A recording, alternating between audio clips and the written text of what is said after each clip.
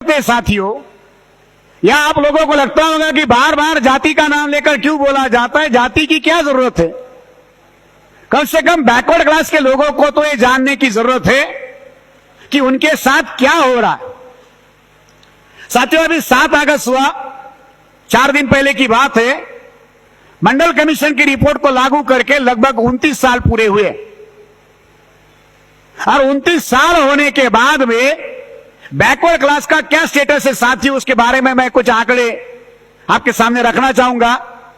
10 जुलाई 2019 को लोकसभा में टीएमसी का एक सांसद था, उसने एक सवाल पूछा भारत सरकार को कि इस देश के सेक्रेटरीट में भारत की जनता की कितनी हिस्सेदारी है। जिसको आप भारत की जनता कहते हो, we the people of India कहते हो, उस भारत की जनता की सेक्रेटरीट में कितनी हिस्सेदारी है। तो आंकड़े साथियों मैं आपको जरा बता दूं। भारत के सेक्रेटरीट में 89 सेक्रेटरी है, जितनी भी मिनिस्ट्रियां है उसमें 89 सेक्रेटरी है।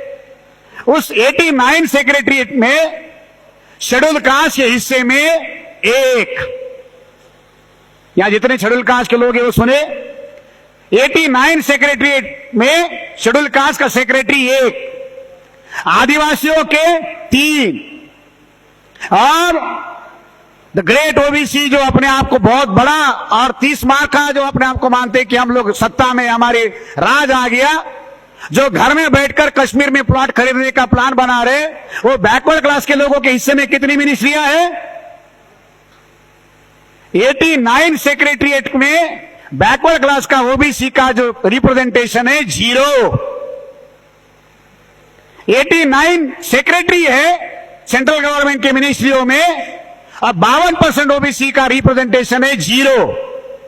उसके बाद आता है सेक्रेटरी के नीचे एडिशनल सेक्रेटरी, 93 एडिशनल सेक्रेटरी है, शेड्यूल कास्ट के 6, आदिवासियों के 5, और इसमें भी ओबीसी की बहुत बड़ी हिस्सेदारी है। इस बार भी वो पीछे नहीं हटे, इस बार भी 0 है। फिर एडिशनल सेक्रेटरी के नीचे आता है ज्वाइंट सेक्रेटरी, 275 ज्वाइंट सेक्रेटरी की पोस्ट है टोटल। इसमें शेड्यूल कास्ट के हिस्से में 13, आदिवासियों के हिस्से में 9, और बैकवर्ड क्लास के हिस्से में 19। टोटल मिला के 457 secretary, additional secretary and joint secretary की पोस्ट है। शेड्यूल कास्ट 20, आदिवासी 17 और ओबीसी 19। तो 457 में एससी एसटी ओबीसी की हिस्सेदारी 56। तो 56 इंच के सीना रखने वाले लोगों के हिस्से में कितना आया? 56। ये भारत का असली चेहरा है। बैकवर्ड क्लास के लोगों को क्या इन आंकड़ों की कोई जानकारी दी जा रही है? जो धारा 370 हटाने के लिए मोदी का बल्ले बल्ले कर रहे, मिठाई बांट रहे, पेड़े बांट रहे, यहां क्या किया जा रहा है उसके साथ? 2015 में ओबीसी के 314 लड़के यूपीएससी पास आउट हुए, और 314 यूपीएससी पास आउट हुए लड़कों को जब डीओपीटी के पास भेजा गया पोस्टिंग के लिए, तो डीओपीटी ने उनको क्रीमिलियर के क्राइटेरिया में फंसाया, और उसमें से 120 यूपीएससी पास आउट कैंडिडेट को क्रीमिलियर में डाल दिया और उनको पोस्टिंग देने से इनकार किया। यही हाल 2018 में हुआ। 17-18 का यूपीएससी का निकाल उठाकर देखो, 36 स्टूडेंट्स को डीओपीटी ने क्रीमिलियर के क्राइटेरिया में लगाया, 6 बैकवर्ड क्लास के स्टूडेंट जनरल मेरिट में आए, इस वजह से बच गए। 30 लड़कों को पोस्टिंग देने से इनकार किया गया। मात्र 5 सालों में इसी मोदी सरकार ने 150 यूपीएससी पास आउट ओबीसी के कैंडिडेट को पोस्टिंग देने से इनकार कर दिया। तीसरा आंकड़ा साथियों उससे भी ज्यादा चौंकाने वाला है।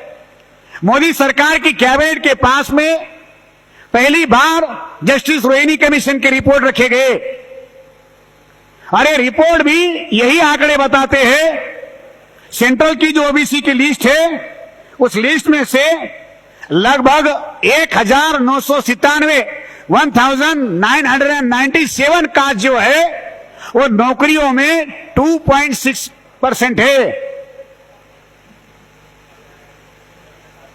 1997 कास्ट नौकरियों में कितना है? 2.5%। उसमें से 994 जातियां 994 कास्ट ऐसी है जिन जातियों को आज तक सेंट्रल गवर्नमेंट की एक भी नौकरी नहीं मिली। तो क्या बैकवर्ड क्लास के लोगों को जो आश्वासन दिया गया था आजादी के समय में कि उनको शासन और प्रशासन में हिस्सेदारी मिलेगी, उनके साथ न्याय किया जाएगा, कहां है बैकवर्ड क्लास? अरे जो लोग आपको गिनने के लिए राजी नहीं है, हक अधिकार कहां से देंगे?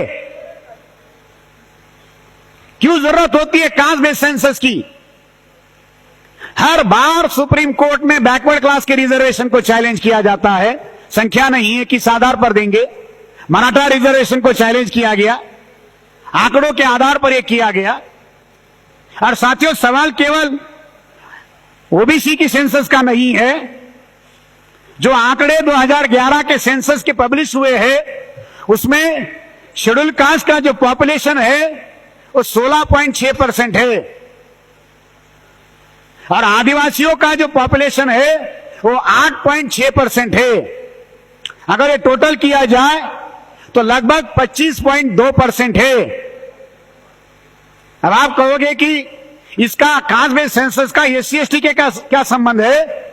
SC/ST के लिए भी ये इतना ही जरूरी है जितना बैकवर्ड क्लासेस के लिए है, क्योंकि SC/ST को संख्या के आधार पर एडिक्वेट रिप्रेजेंटेशन देने का आश्वासन दिया गया है। जब भारत आजाद हुआ तो 12% रिजर्वेशन था। 1971 के बाद इसको 15% किया गया और साथियों 71 से लेके 2021 तक लगभग हम ये कह सकते कि 50 साल का समय हुआ। ये 15% के आंकड़ों की कोई समीक्षा नहीं की गई। आज अगर शेड्यूल कास्ट का पॉपुलेशन 2011 की सेंसस में 16.6% है तो शेड्यूल कास्ट का नौकरियों में रिप्रेजेंटेशन जो है 15% से बढ़ाकर 16.6% करना चाहिए, 1.6% उसको बढ़ाना चाहिए। अब आप कहोगे कि 1-1.5% से क्या फर्क पड़ता है? सेंट्रल गवर्नमेंट की 50 लाख नौकरियां है, अगर 50 लाख का 2% निकालो 1 लाख नौकरियां होती है। 1-1.5% से कितना फर्क पड़ता है? 1 लाख नौकरियां शेड्यूल कास्ट की सेंट्रल गवर्नमेंट की बढ़ जाएगी। आदिवासियों की 8.6% सेंसस हुई, आदिवासियों को 7.5% दिया जा रहा है। अगर आदिवासियों की हिस्सेदारी बढ़ाई जाए तो आदिवासियों की 50,000 सीटें बढ़ सकती है नौकरियों की। लगभग 1.5 लाख सीटें, 1.5 लाख नौकरियां SC/ST की बढ़ जाएगी। मगर SC/ST को इसके बारे में बताया नहीं जा रहा। तो ये सेंसस का मामला साथियों केवल शेड्यूल कास्ट, केवल ट्राइब या केवल बैकवर्ड क्लास के साथ जुड़ा हुआ नहीं है। ये भारत की सारी जो शोषित जातियां हैं, उन जातियों के हक अधिकार से जुड़ा हुआ है। बजट के लिए जरूरी आंकड़े, डेवलपमेंट के लिए आंकड़े चाहिए, प्लानिंग के लिए आंकड़े चाहिए। सरकार आंकड़े देने के लिए हजारों करोड़ खर्चा करती मगर आंकड़े दे नहीं रही। अब जब आपके आंकड़े ही सरकार के पास नहीं है या वो आंकड़े गिनना नहीं चाहती, तो फिर बैकवर्ड क्लास के साथ आजादी के नाम पर या 70 साल के बाद में क्या होगा? 10% आरक्षण देने के लिए ब्राह्मणों ने जितनी जल्दबाजी की, 15 दिनों के अंदर राष्ट्रपति के द्वारा ऑर्डर निकाला गया, 2 लाख नई सीटें बढ़ाई गई, उसके लिए बजट एलोकेशन किया गया। 10-15 दिनों के अंदर ब्राह्मणों को, सवर्णों को आरक्षण देने के लिए इतनी तैयारियां होती है, तो बैकवर्ड क्लास के लोगों को अधिकार देने के लिए क्यों नहीं होता? 2011 में मामला बना था, उसके साथ धोखा हुआ। 2021 में भी बैकवर्ड लोगों के साथ में धोखा होने की संभावना है। मगर अगर उस धोखे को रोकना है तो साथियों हमें बहुत बड़े पैमाने पर इसके लिए लड़ने की तैयारी करनी होगी। माननीय राष्ट्रीय अध्यक्ष जी ने अभी यहां चर्चा करते हुए जब हम अंदर थे तो एक बड़ा निर्णय वहां पर उन्होंने बताया, एक बड़ी घोषणा अभी आज या आज मंच पर से शायद वो कर सकते हैं कि ईवीएम का भंडाफोड़ करने के लिए जैसे परिवर्तन यात्रा की गई, वैसे भारत में रिजर्वेशन पॉलिसी को लेकर कितना धोखा हुआ और ये बैकवर्ड क्लास की सेंसस और जातीय आधारित गिनती के सेंसस को लेकर भी एक विशाल परिवर्तन यात्रा करने की बात उन्होंने वहां पर कही। और मैं ऐसे मानता हूं कि आज में ये सबसे बहुत बड़ा महत्वपूर्ण निर्णय होगा। ओबीसी आज की स्थिति में पूरी तरह से लीडरलेस स्लॉट में कन्वर्ट हो गया है। कैबिनेट में ओबीसी की कितनी हिस्सेदारी है और जिन लोगों को ओबीसी के नाम पर हिस्सेदारी दी गई है, क्या वो ओबीसी के वास्तविक प्रतिनिधि है? क्या वो बैकवर्ड क्लास के लिए कोई लड़ाई लड़ने का, कोई मामला खड़ा करने के लिए कोई बात कर रहे हैं? नहीं। कोई लीडरशिप सेंट्रल गवर्नमेंट में बैकवर्ड क्लास की नहीं है। वही हालात स्टेट में है, पॉलिटिकल लीडरशिप नहीं है। 13 पॉइंट रोस्टर में बैकवर्ड लोगों के साथ में क्या धोखा किया। आप यूनिवर्सिटी के आंकड़े उठाकर देखो, सेंट्रल यूनिवर्सिटी के आंकड़े उठाकर देखो, कितने ओबीसी के प्रोफेसर वहां पर है, कितने एसोसिएट प्रोफेसर है। गवर्नमेंट के मेडिकल कॉलेज उठाकर देखो, इंजीनियरिंग कॉलेज उठाकर देखो, तो आपको पता चलेगा कि बैकवर्ड लोगों के साथ में क्या हो रहा। तो सरकार क्या करती है, बैकवर्ड लोगों के लिए बढ़िया से बढ़िया घोषणा करती है। राजनाथ सिंह ने घोषणा की कि हम लोग अगली बार जो सेंसस होगा उसमें ओबीसी की सेंसस करेंगे। अब ओबीसी को देने की जरूरत तो है नहीं, तो खुश हो गए। एक बार एक बढ़िया से गाना गाने वाला जो एक कलाकार है जो गाता था, बढ़िया से गाना बजाता था, वो एक राजा के दरबार में जाता है और राजा के सामने जाकर बढ़िया गीत गाता है। जब वो बढ़िया गीत गाता है तो राजा उसका गाना सुनकर खुश होता है और उसको कहता है कि इसे 10,000 रुपए दिए जाए। तो गाने वाला खुश होता है। फिर दूसरा गाना गाता है, बढ़िया गाना गाता है, तो बादशाह खुश होता है, कहता है इसको 25,000 दिए जाए। फिर तीसरा गाना गाता है, बादशाह कहता है इसको 50,000 दिए जाए। फिर और एक गाना गाता है, बादशाह कहता है इसको 1,00,000 रुपए दिए जाए। फिर जब वो कार्यक्रम खत्म होता है तो वो जो गायक है वो अपना पैसा लेने के लिए अकाउंटेंट के पास जाता है कि भाई मेरे को राजा ने इतना इतना इनाम दिया है, वो पैसा दो। तो राजा को कहता है कि महाराज आपने इतना इतना मुझे पैसा देने की बात कही थी और मेरा इनाम दो। तो राजा उसको कहता है, बादशाह उसे कहता है, तू मेरे कानों को खुश कर रहा था, मैं तेरे कानों को खुश कर रहा था। तू मेरे कानों को खुश कर रहा था, मैं तेरे कानों को खुश कर दिया, दोनों के कान खुश हो गए, लेने देने की जरूरत नहीं है। कान खुश हो रहे हमारे। नॉर्थ इंडिया में एक कहावत है, हलवाई का कुत्ता जो है वो खुशबू से ही उसका पेट भर जाता है।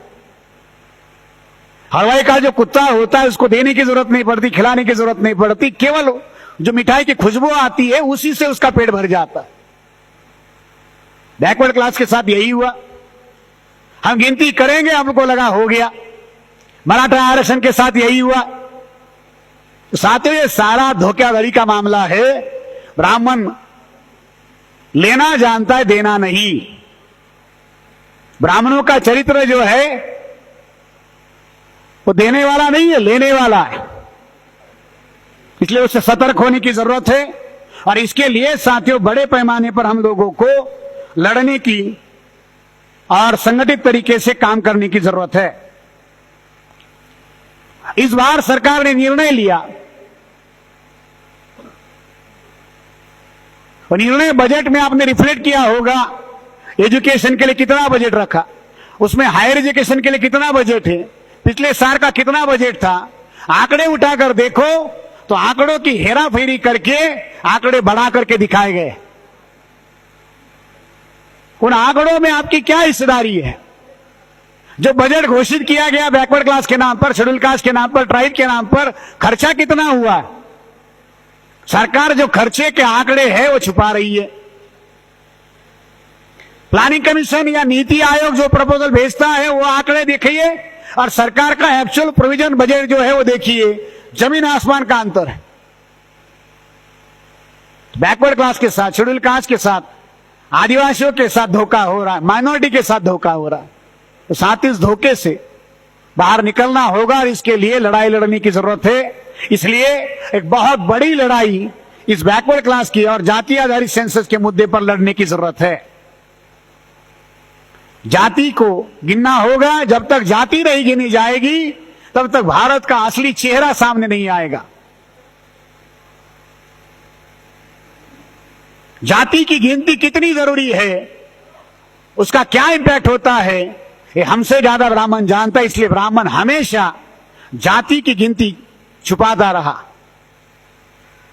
इसलिए साथियों, इसको एक्सपोज करने के लिए बड़े पैमाने पर काम करने की जरूरत है। समाज की महत्वपूर्ण घटनाओं की जानकारी के लिए MNTV को सब्सक्राइब करें और साथ ही साथ बेल आइकन को दबाएं ताकि आपको हर महत्वपूर्ण जानकारी मिलती रहे।